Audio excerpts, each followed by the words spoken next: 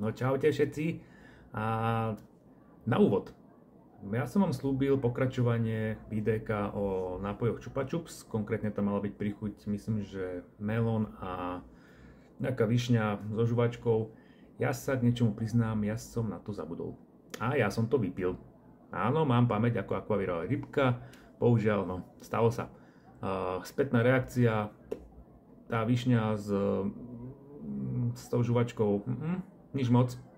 A tam ten červený melón, ten bol dobrý. Najlepšie z tých troch jednoznačne hrozno. Ale na revanš som zohnal túto vec. Kúkajte na to.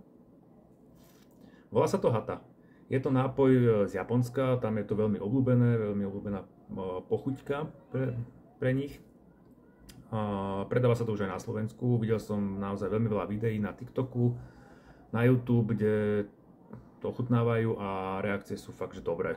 Čiže rozhodol som sa, že tiež to zoženiem. Nie je to až také drahé, 3 eurá, hej, ale tak akože za ochutnávku to stojí. V živote som to nedržal v ruke, v živote neviem, ako sa to otvára. Jedine, čo viem podľa videa, že vnútri v tomto je nejaká gulička. S týmto uzáverom sa tá gulička má nejakým spôsobom pretlačiť sem do tejto časti, vtedy sa spoja chute, hej, toho. Tak, ideme na to, vyskúšame to, otvorím to, snaď. Au, tak ne. Aha. Niečo mi vidíte to? Tu je tá gulička, počkajte, vrchnák mi spadol. Tu je ten vrchnák a kokos to ako... Moment. Z toho vrchnáku toto asi treba vybrať. Dám to sem. A kurňak. No toto tam nejde. Čo väčšie? Nejdem to tam. Je tam. Je to tam. Neviem, či to je vidno. Trošku som sa oblial. Gulička tam je. Toto je príchuť červené hrozno. Moje obľúbené. Tak, na zdravičko. Voní dobré.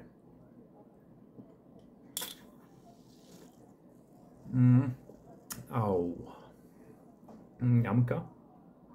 Už to je tak dobre.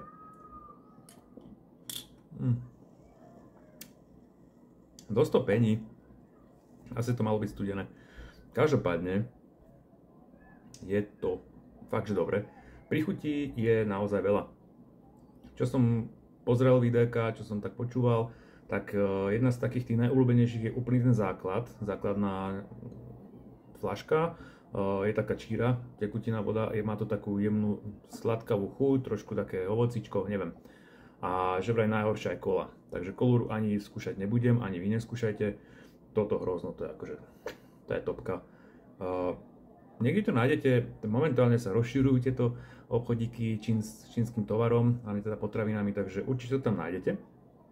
Volá sa to Hata. A poznáte to podľa toho, že toto je tu také iné. To je kvôli tej guličke, ktorá je vnútri. Je počuť. Dobre, to je na dnes všetko. A najbližšie sa zase vidíme. Čaute.